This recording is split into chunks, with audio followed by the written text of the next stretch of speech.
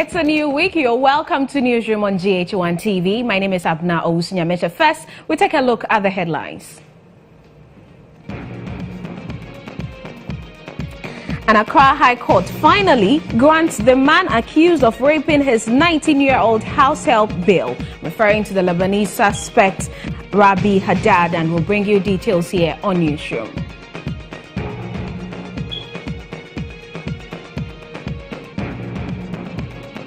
Organizers of the Ghana Expatriates Awards take their turn at the Cash for Seats Saga Committee hearing.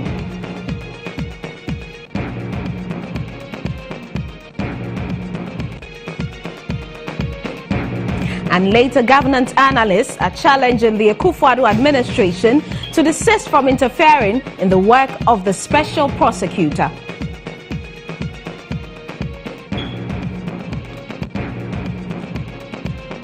We'll take you up north, where police have confirmed that 2 persons were killed in nearly 100 houses and other properties burnt in renewed chieftaincy disturbances between Gonjas and Tampumas in the North Gonja district. We have details of these and many other stories all coming up. Do stay with us.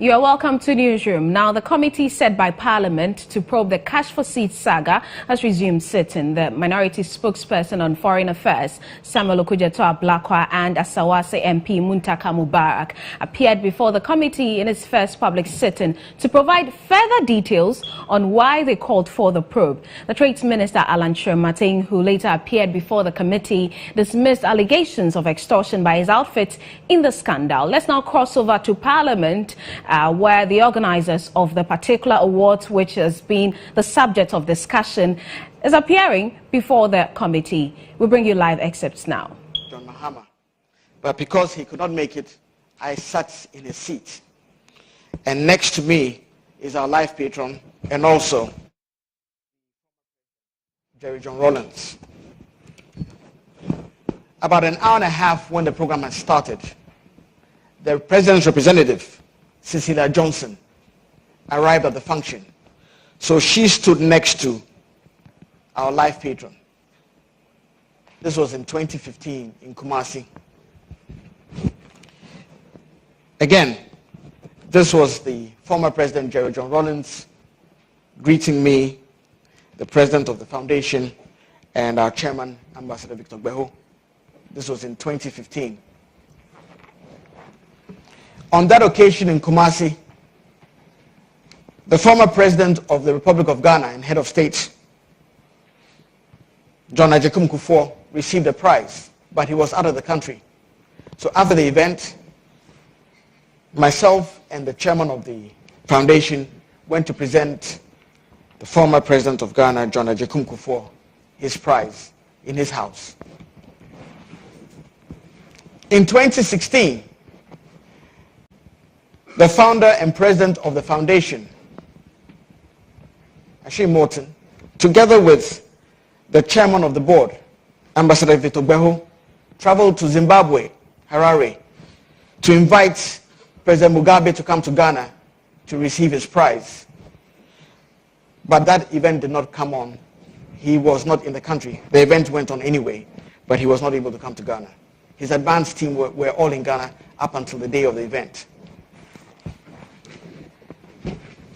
In 2017, as has been said earlier on by the chairman of the foundation, Ambassador Victor Gbeho, we paid a courtesy call to His Excellency, the President of the Republic of Ghana and the Head of State. This is the depiction of that visit. I am seen standing next to His Excellency the President and Head of State. On that same day, we hosted the Ghana Expatriate Business Awards, and on the stage, the Head of State is seen presenting the award to the top prize recipient, and I am standing right with the Head of State on stage. This was in 2017. So, Mr. Chairman, the illustration goes to show you that since 2017, up until now, the founder of the foundation always sits on the gold presidential table next to the Head of State. I also want to make another illustration here. We had a press conference a few weeks ago, and at that press conference, I mentioned that the center seat was meant for the president of the foundation. Was meant for the president of the foundation.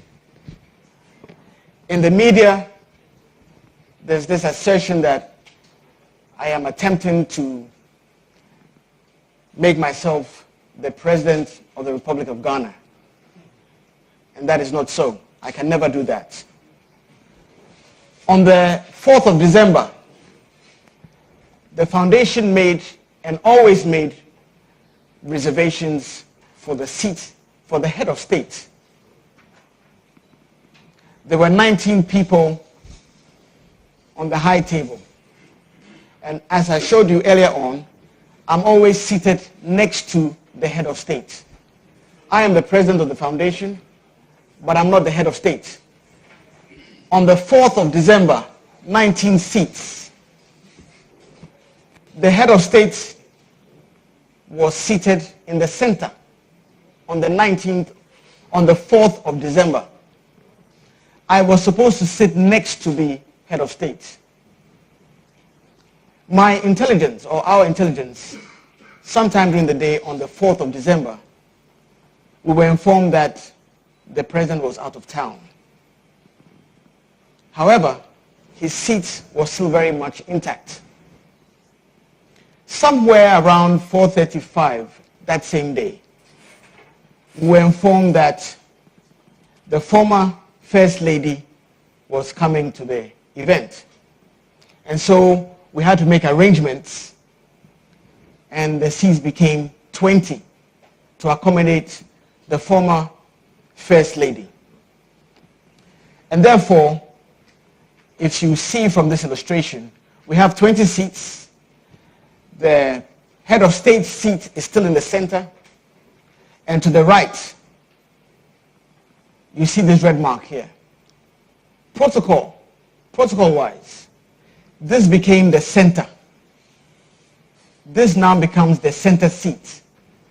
And protocol-wise, the president always sits, the Head of State always sits on the right of the center seat.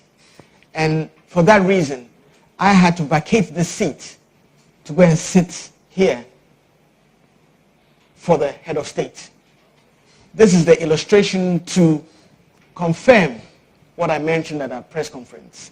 The Head of State's seat was in the center on the 4th of December and was also there on the 4th of December, but protocol-wise, because this seating arrangements became 20, the center, the president and Head of State sits to the right of the center seat, and therefore my seat, I had to vacate my seat to sit here. So the President of the Republic of Ghana and Head of State always had a seat at that occasion. So this explains, in addition to my illustration, that wherever we host an event, the Millennium Excellence Foundation makes arrangement for the Head of State, and the founder is always seated next to the Head of State on that row. And this is illustration. Thank you very much. And protocol-wise, the Head of State sits here, and this is why it's called the Presidential Gold Table. Thank you.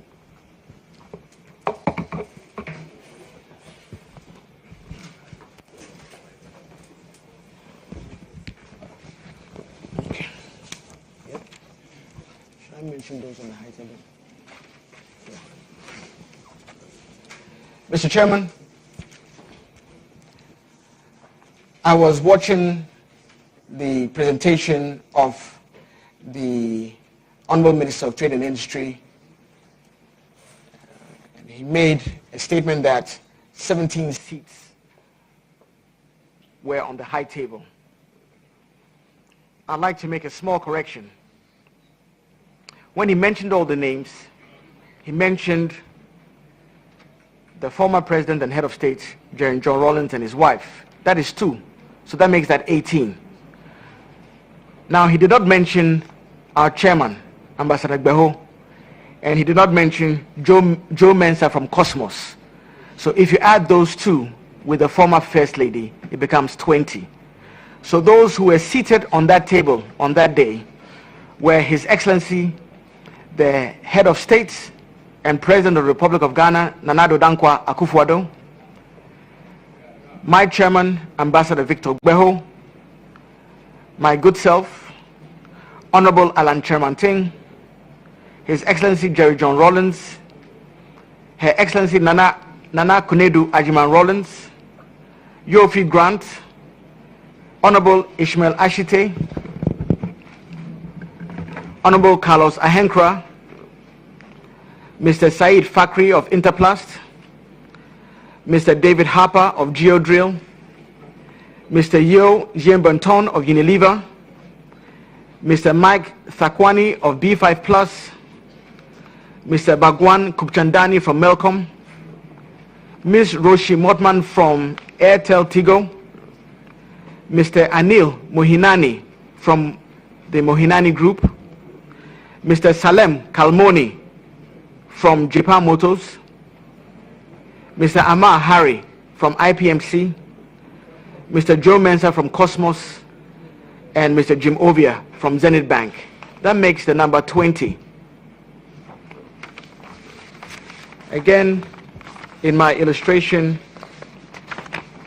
as I mentioned, we had 108 seats that were sponsored, 11 individuals on the gold table.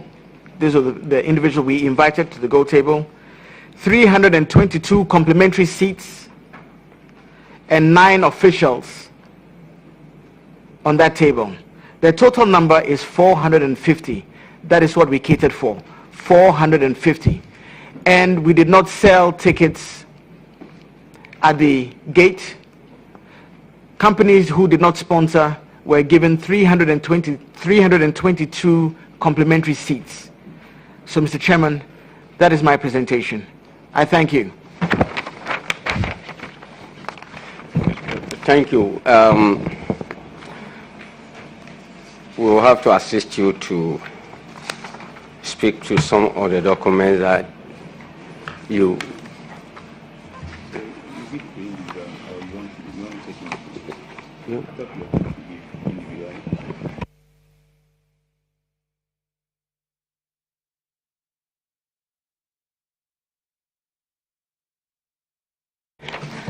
We wrote to you to furnish us with some documentation, and you supplied us with a letter that you wrote to the Minister of Trade and Industry titled Top Expatriates Business Awards, Ghana, TEPA. Is that right? That's correct. So, honorable members. And so the man who made the presentation earlier was the president of the Millennium Excellence Foundation, Ashim Morting, giving the committee details as to what exactly happened at the Ghana Business Expatriates Awards. We'll take you back to Parliament in a bit, but right now let's get you details of one of our headline stories about the Accra High Court's granting Lebanese Rabi Haddad, the man accused of raping his 19-year-old house help bill of 500,000 cedis with 2 sureties. My colleague Nabil Ahmed Rufai joins us live at the courts with details of what happened in court. Nabil, it's been quite a journey in getting Rabi a bill. What happened in court today? Exactly, Abena. Today, so in court, we're just going to get the ruling from the judge who hears the case. Now, in giving his ruling, he said the prosecution has not been able to justify why Rabi Haddad should not be granted bail. According to him, the investigations into the alleged rape case is still ongoing, and that continuing to let Rabi Haddad be in police custody will not be in order. Hence, he granted him bail to the tune of 500,000 cedis. Now, the judge also argued that the argument that Rabi Haddad is likely to abscond from the country as being put across by the prosecution cannot hold, because Rabi Haddad has been in the country for 10 years, and he is hopeful that he will make himself available whenever needed for investigations to continue. What were the reactions from lawyers of Rabi and Rabi himself? I'm sure he cited him in court. Rabi was not in court. We understand that he's not been feeling well since being kept in police custody for some months now. But his wife was here in court, and during the proceedings, she was teary. She was crying, actually. All the time when she appears in court, she's been crying. But when we stepped down after the ruling, she was all smiles, and she was happy that today her husband has been granted bail.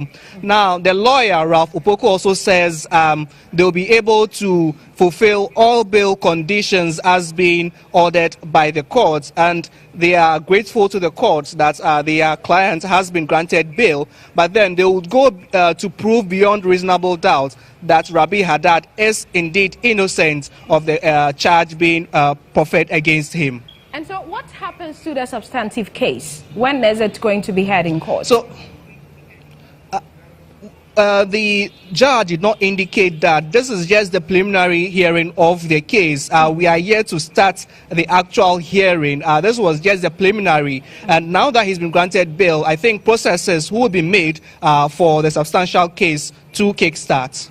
Thank you very much. Nabil Ahmed Rufai is my colleague, and he joined us from the courts where the Lebanese national Rabi Haddad, who has been accused of raping his house help, has been granted bail. Now, the substantive case, as you heard from Nabil, will be heard subsequently. You are watching Newsroom on GHOne TV. Earlier, we brought you live pictures from the sitting of the ad hoc committee set by Parliament to probe the Cash for Seats saga. Now, organizers of the awards are before the committee, and so we'll quickly cross over and continue with the proceedings.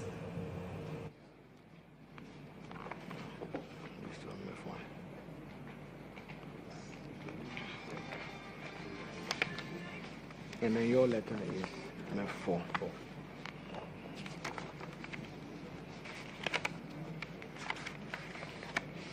This one. I think we will have to go back and reorder the labeling. Thank you. One will stand, MEF1 will stand as it is. Then, Mr. Chairman, MEF1 is the letter, the copy of the letter that says Top Expatriate Business Awards. Dated 6th April. Okay. Yeah, the one that, yes. Thank you very much. CISEPO. Thank you. The CISEPO letter. Yeah. And then we will rather label the transmitter letter, the one that you wrote to us, with the accompanying documents as two. Okay. As two. The request to furnish, request to furnish documentation and invitation to attend upon special committee. Thank you, Mr. Chairman. If I could get a copy. That will be MEF2. 2, yes. If I could get a copy of that, please. And then the expatriate businesses under identified will be 2A. Thank you. Because it was attached to the transmitter letter. Thank you. And then the list of people who attended the program will be 2B. Thank you. Okay. Mr. Chairman, thank you.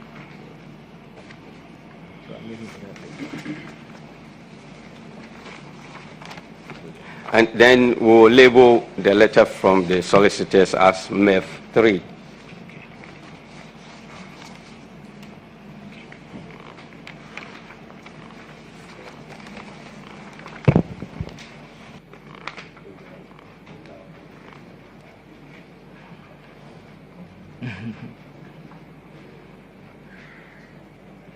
How are you? You okay? Thank you.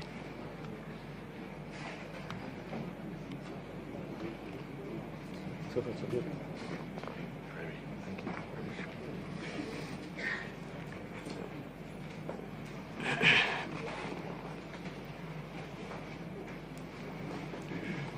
So you have all the documents with you now? We're waiting, Mr. Chairman, for the photocopies from the lady. Oh.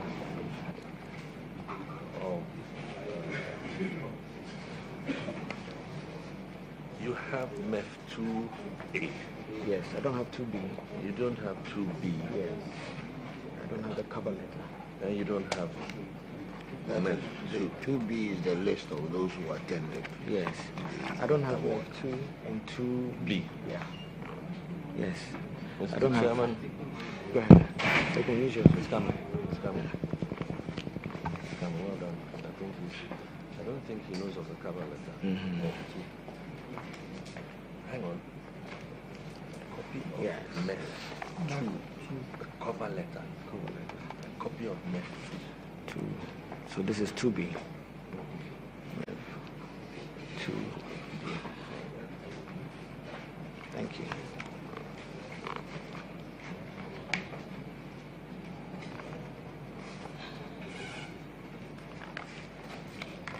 Good show.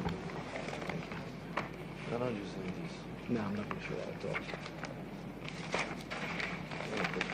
Yeah.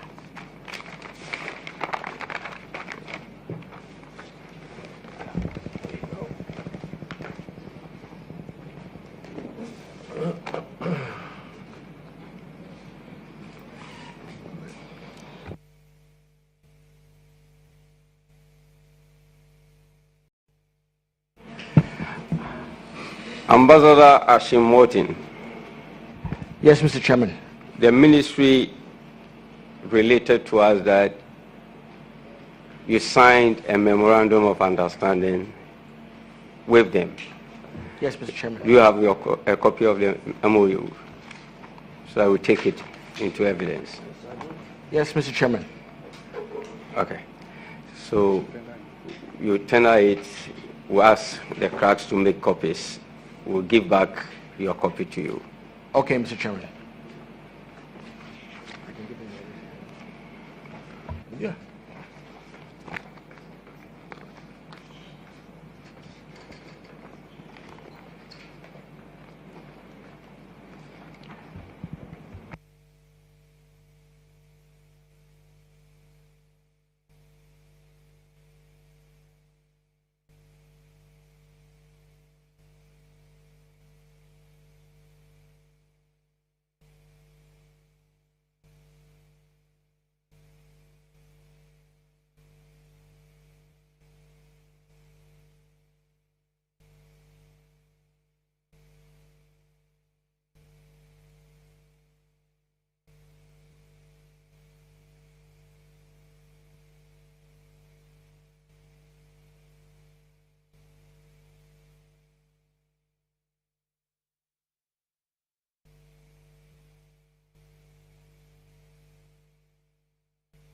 Okay.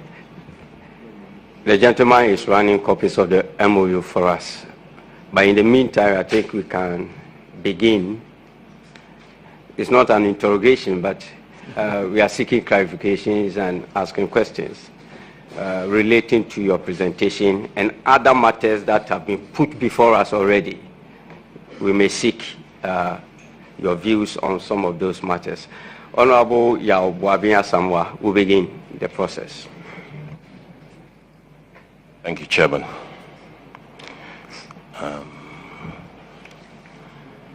Ambassador Victor Beho, if I may start with you.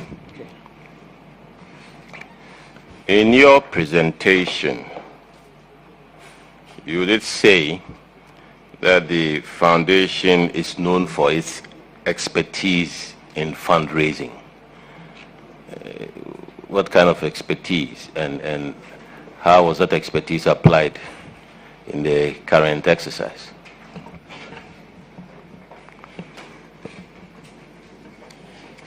Thank you. When an organization like the Millennium Excellence Foundation sets out to raise funds for a particular event, it has first of all to sit down and decide what kind of sponsorship it wants.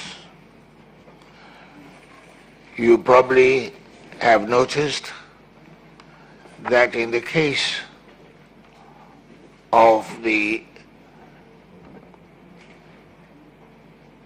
Expatriate Business Awards, that we went to the same people and of course others who were award winners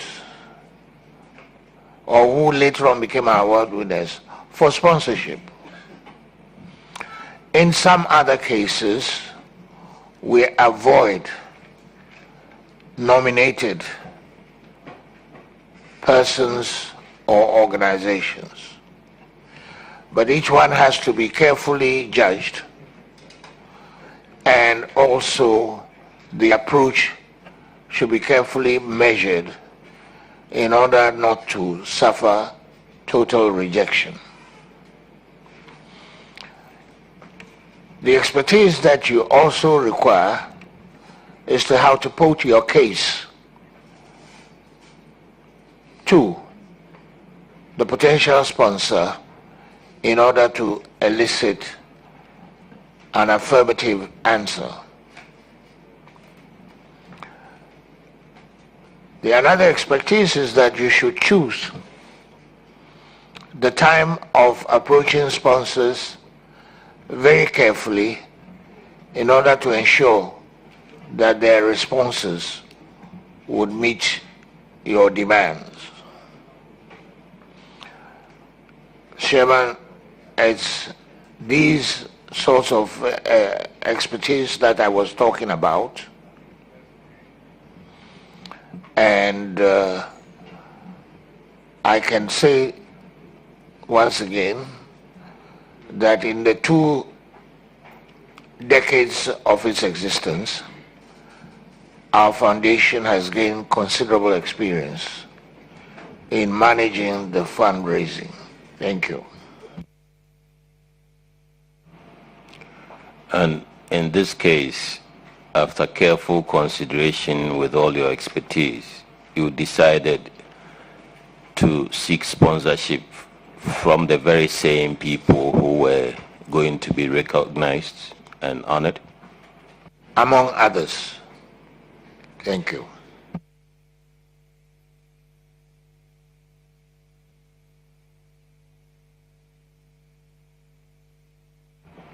You have told this committee that you paid a courtesy call on the President of the Republic. Was it a call specifically about these awards? I'm afraid not. The foundation has a track record of calling on each and every head of state since it was founded to convey, first of all, its greetings to that head of state, and secondly, to give the head of state an idea of what the foundation will be doing in the immediate future.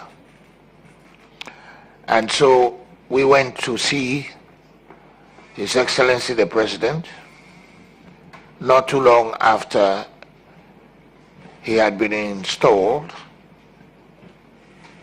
and had a discussion with him, during which we briefed him on what we have or what we had done up to that point, and also what we intended to do in the next few months. It was at that stage that he showed interest, but wished us well. In other words, that it was our duty to bring that idea to fruition.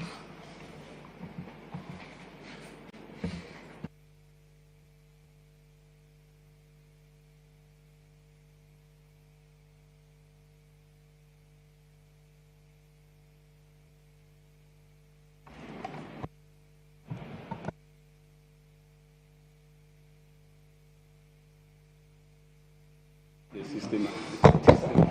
This one is with something else.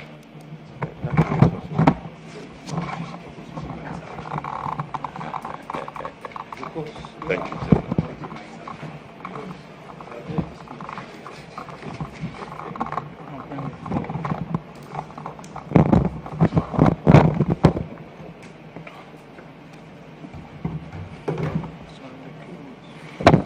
Ambassador.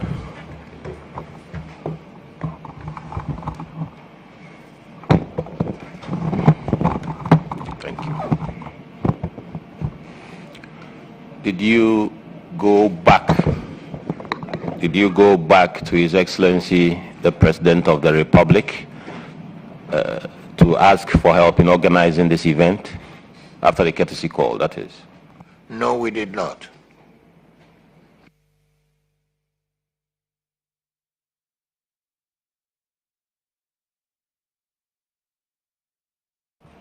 When you say, in your own words, sought and received partnership, the Ministry of Trade and Industry, can you clarify it further? How did you seek and achieve that partnership? And what are the elements of that partnership? What I meant by that is that we asked for an appointment with the Minister of Trade and Industry, held a discussion with him,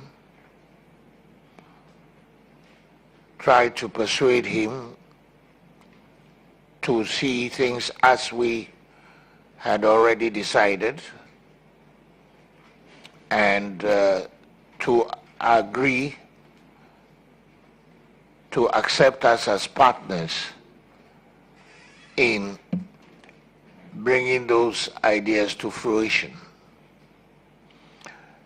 Now, when we discussed it with him, he immediately saw our point.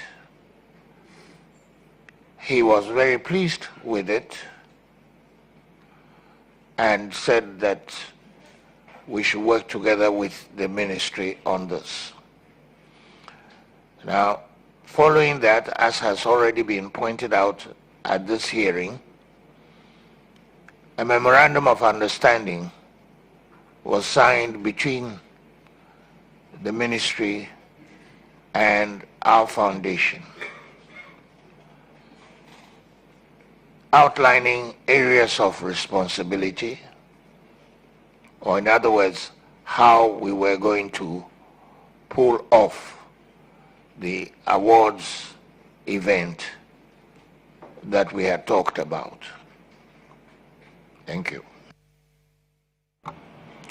Is that the practice, that you've always signed memoranda of understanding with your potential partners?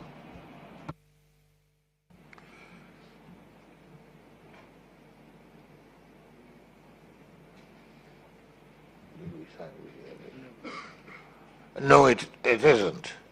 And I'd like to say that when it was suggested to us that we should have a memorandum of understanding, in other words, a legal document between ourselves and the Ministry of Trade, we accepted without question, because what we were doing was in the area of public and private participation, and it needed to be set out in legal terms.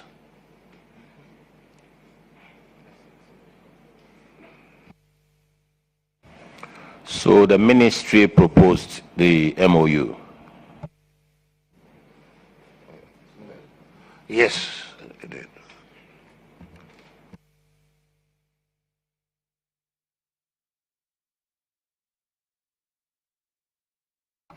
Now, if I may come to Ambassador Ashim Morton.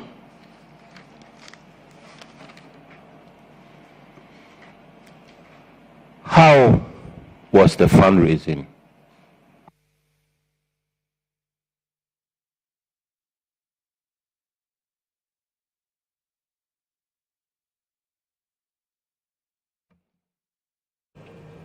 All right, and so we are back, and the members of the committee are taking turns to question organizers of the Ghana Expatriate Business Awards. The founder, Victor Belho, is present, as well as Ashim Morton, the president of that foundation, and we'll be bringing you more on their sitting today, later this evening on News Tonight. Right now, governance analysts are asking the Akufo-Addo administration to desist from acts that could interfere in the work of the special prosecutor.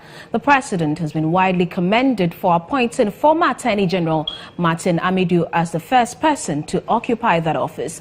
But political watchers say the commendation will be brought to naught if government functionaries interfere in the work of the special prosecutor. For many, the appointment of Martin Amidu as the special prosecutor has restored confidence in the president's commitment to the fight against corruption. Member of Parliament for Tamale Central and ranking member on Parliament's Constitutional and Legal Affairs Committee, Inusa Fuseini, says Martin Amidu's appointment has shot up the president's ratings. He was around C, and I was minded to give him C+. But yesterday's ratings will take him to B or B+. The Office of the Special Prosecutor will have the mandate to investigate and prosecute cases of alleged corruption under the Public Procurement Act 203, Act 63, and other corruption-related offences implicating public officers and political office holders. Some people have argued Martin Amidu may use the office to settle personal scores, but retired Justice of the Supreme Court, Justice V.C. R.A.C. Crab, says the special prosecutor will act within the remits of the law. You can publicly support somebody you have appointed, but inwardly you have the right, and I believe the president has been doing so, to castigate, to do whatever he can for the person to realize that it is wrong. You don't wash your dirty linen in public. No government does. So I think he'll do his job very well. Executive Director for the Center for Democratic Development, Professor Jima Bwedi, is equally cautioning government to refrain from acts that would interfere in the work of the special prosecutor. My expectation is that they fund the office. They fund the office adequately, they resource the office adequately, and most important, they refrain from, they avoid putting pressure on him to drop cases and to exonerate their own people. Let's now take you up north, where police have confirmed that 2 persons were killed and nearly 100 houses and as well as other properties burnt in renewed chieftaincy disturbances between the Gonjas and the minority Tampulmas in the North Gonja district of the northern region. The victims, 55-year-old John Bakari and a 90-year-old woman, were killed in a fierce raid on 3 Tapulma regions by heavily armed Gonja men, allegedly from Daboya and Damongo. The attack began at dawn on a community called Disa, where at least 35 houses were burnt completely. We can now cross over and speak to Ilyasu Tanko, who is our correspondent in the northern region. Ilyasu, thank you for joining us. Let's now first talk about the condition of the persons who were shot in this raid. So, Abena, we understand that these 3 persons are currently receiving treatment at a local health center in a community called Tari. We do not know exactly their condition for now, but residents who visited them said they were responding to treatment. And We understand many houses have been burned. How are the residents keeping up, and what's the extent of damage? It appears this particular attack, the residents were aware of this particular attack, and so before even the Gonjas attackers arrived at this particular village, scores of them had already fled, leaving the two persons that you just mentioned, or just in your comment that the police are telling us that they are now deceased. And so as to speak, scores of the residents living in these particular three villages, Bisa, Saligo, and Nambiango, have fled totally from this particular communities, and they are currently taking refuge at communities at Mankargo and Lingbesi. And what is the police doing to bring perpetrators to book? We understand nearly 40 people have been arrested. That has not been confirmed to us. Other residents are saying that only 7 persons have been arrested. We have been trying to reach out to the police and get the exact number of people who have been rounded up in that communal violence. That has not been successful. But we know that the police are making a very strong move, and currently we know that there are some people behind bars. Elias, let's talk about authorities in the affected communities. How have they been reacting to this attack?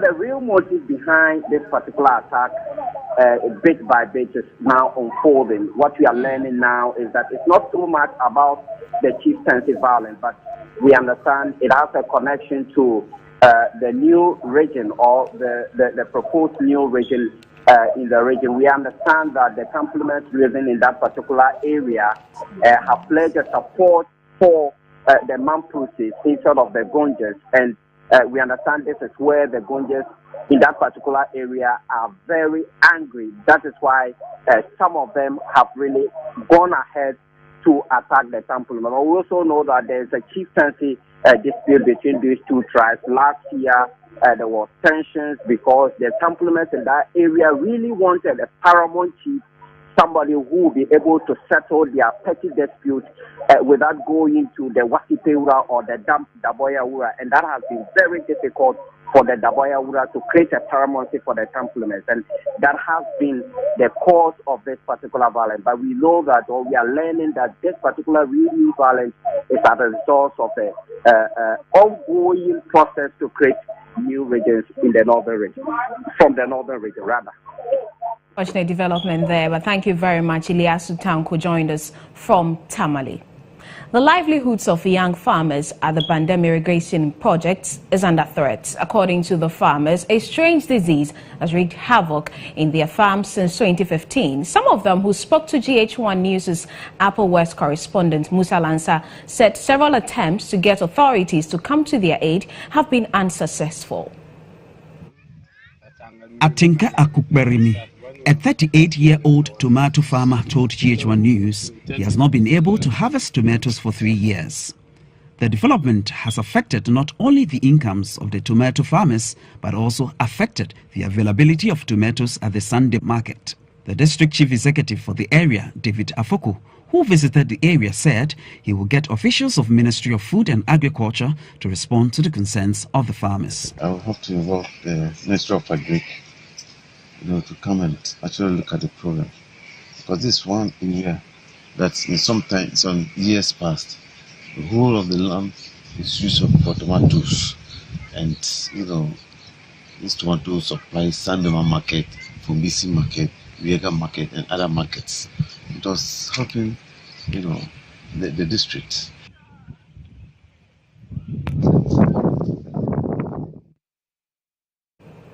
Now, the distance from Dambai to Yabram in the Karachi East District of the Volta region, where the community senior high school built by the NDC is located, is hampering academic work. Our correspondent Michael informs us on journey to the place and has filed this report. The Yabram Community Day Senior High School is among the community day schools established by the erstwhile NDC administration under President John Mahama. The school currently has a student population of 463. Students of the school have to cover a distance of 10 kilometers on a daily basis from Dambai to Yabram.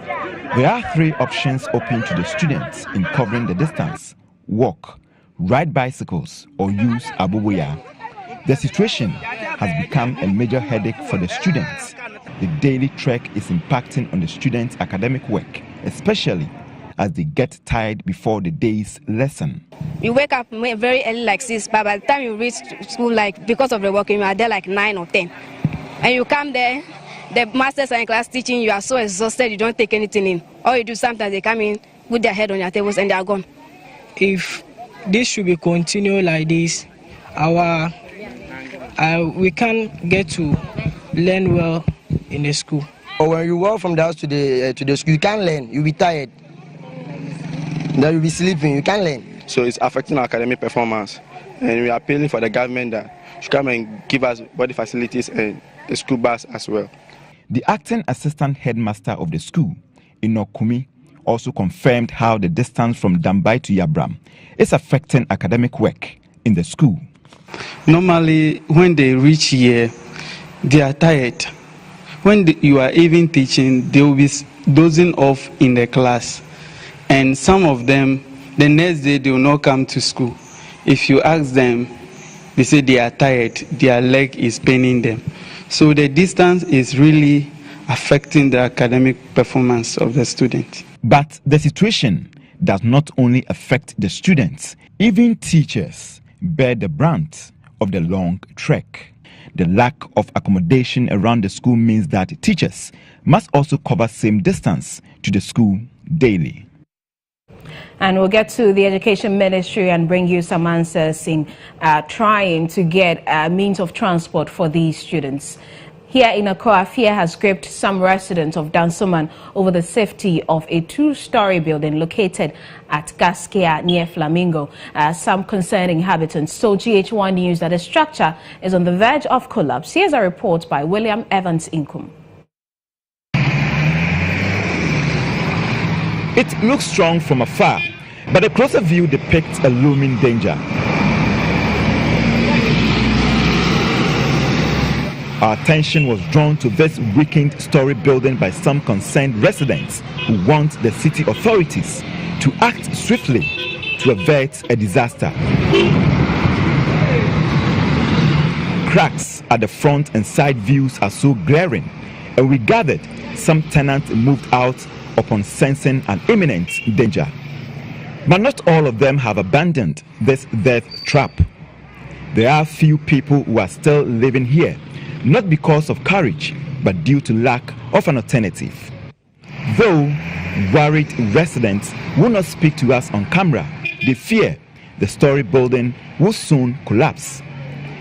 But perhaps the most threatening part is the fact that there are people occupying the basement, and these unsuspecting tenants are sitting on a time bomb, as this building can tumble down any moment. Last year, a 3-story building was demolished by the Kumasi Metropolitan Assembly at Dunkirk after an assessment proved the said building was not safe for human habitation. When they started the building, I went and confronted them to know what exactly, because the situation of the building is not good. I went to the AMA office to report the issue to them. Here at Odoko, some residents have also issued a caution about this structure they claim was once declared dangerous by the local authority. For instance, on January 31, 2017, 6 children died at the Breman Jamira Methodist School in the Odobin Brakwa district of the Central Region when their dilapidated school building collapsed on them. That was not the end of the story, because on May 7, 2017, 20 congregants at the Christ-like Ministries Church at Bawe sustained injuries when the church building collapsed on them. Now, just when they were nursing their wounds with the country thinking of what to do in order to avert a recurrence, then on October 7, 2017, 2 children died after a building collapsed on them at Kwadaso, a suburb of Kumasi. So with this haunting memories, maybe it's about time the stakeholders or authority act on this particular dilapidated structure at Keskia near Flamingo in Dansoman. A stitch in time, they say, saves 9. Well, it's time for us to take a break. We'll be back with more stories. Do stay with us.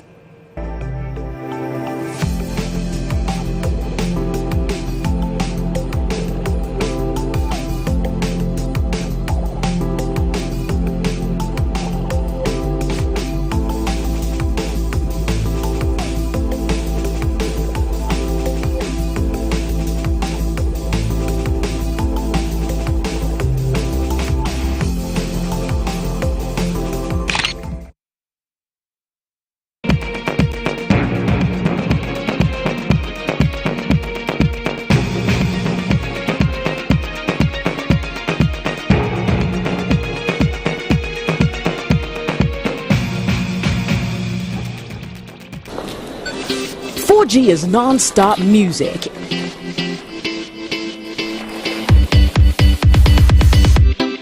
It's sharing and entertainment without buffering. It's gaming with no lag and movies with full immersion. 4G is business without restrictions. It's also smarter money. It's learning beyond borders, achievement without limits, and health for everyone. It's love, family, joy, and everything else. 4G is life. Get a 4G device today and live on the next level. MTN 4G. Hello, future. MTN. Everywhere you go. Her ambition was to cater for orphans and the poor. Person here, doctor. I'm sure maybe. Mama, job money and dear. Person here, doctor. I'm sure some calamity. But that dream has nearly been cut short by a genetic disorder that has not only disfigured her, but sidelined her from school, with discrimination in society taking a toll on her.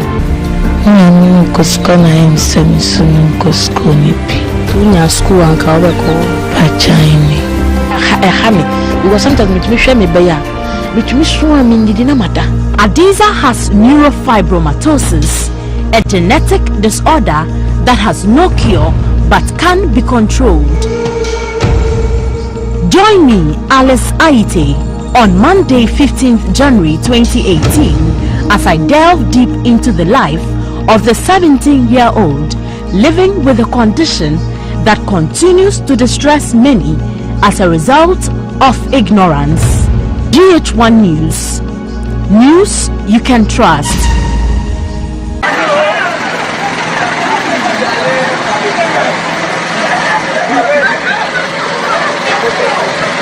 A lot goes on around us every day. Sometimes, traditional news outlets cannot capture it the very second it happens. But you have a phone that has a camera, so you have the power. Give us your account of the most depressing and interesting stories in your community. When it happens and you're there, you report it to 0551 433 055. When you see something, say something. Share it on 055 143 3055. MTN Video Report, Mondays and Thursdays on Newsroom, in association with MTN. Everywhere you go.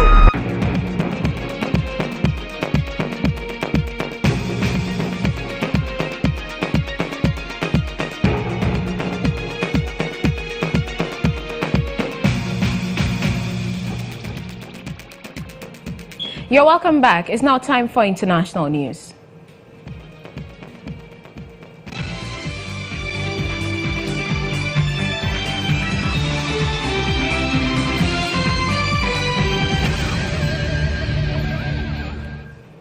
Now, Liberia's outgoing president, Ellen Johnson Sirleaf, has been expelled from her own party for allegedly failing to support its candidate to succeed her. That's according to the BBC. Now, Johnson Sirleaf is accused of encouraging people to vote against her vice president, Joseph Boakai. Former footballer GHOne won the presidential elections in December, defeating Mr. Boakai. Now, the Unity Party's national chairman, Wilmont Pay, in an interview with GHOne News, hinted bad blood between the outgoing president and her party executives. He spoke to William Evans Inkum. The issue of corruption, how do you respond to these concerns or accusations? The only response we can give to them is the assurance and the reassurance that they have a leadership that they can trust, a leadership that is going to lead this country by example. Do I get a sense that the previous administration, which was led by Her Excellency Ellen Johnson Sirleaf, couldn't fight corruption? Well, she admitted that in her last annual message. She admitted that she couldn't perform well in two areas: reconciling the country, reconciliation, and fighting corruption. So that's where we're picking up from. So the next leadership is committed to that. That has been placed on the front burner, and we believe strongly that we are going to take it in a more aggressive manner. Interesting developments there from Liberia. Let's now bring you some other headlines outside Ghana. President Donald Trump has denied that he is racist after a row broke out over his alleged use of disparaging remark to describe African nations. Mr. Trump reportedly used the term last week during a bipartisan meeting on immigration reform. It is the first time the president has responded directly to the racism accusations. He made the denial to White House reporters at the Trump International Golf Club in West Palm Beach in Florida on Sunday. No, I'm not a racist. I am the least racist person you have ever interviewed. That I can tell you. In recent weeks, the Trump administration has been withdrawing temporary protected status from a number of nationalities currently living in the country.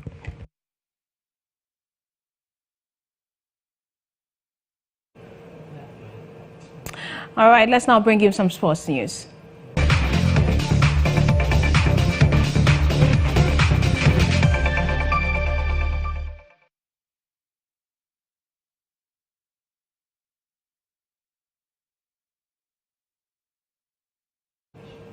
And we get to bring you highlights of the English Premier League, that game between Liverpool and Man City.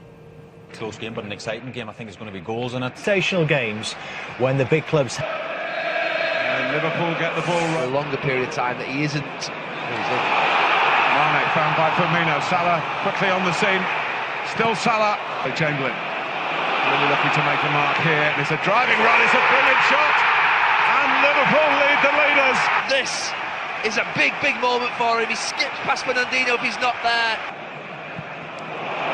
It's taken out by the pass, and Sane probably changing direction, and he's fired it in. He's beaten Karius at the near post. You cannot let that one go in. It goes underneath them and through them. Chandin on the move again, trying to slide it down the side of Stones for Firmino. Roberto Firmino.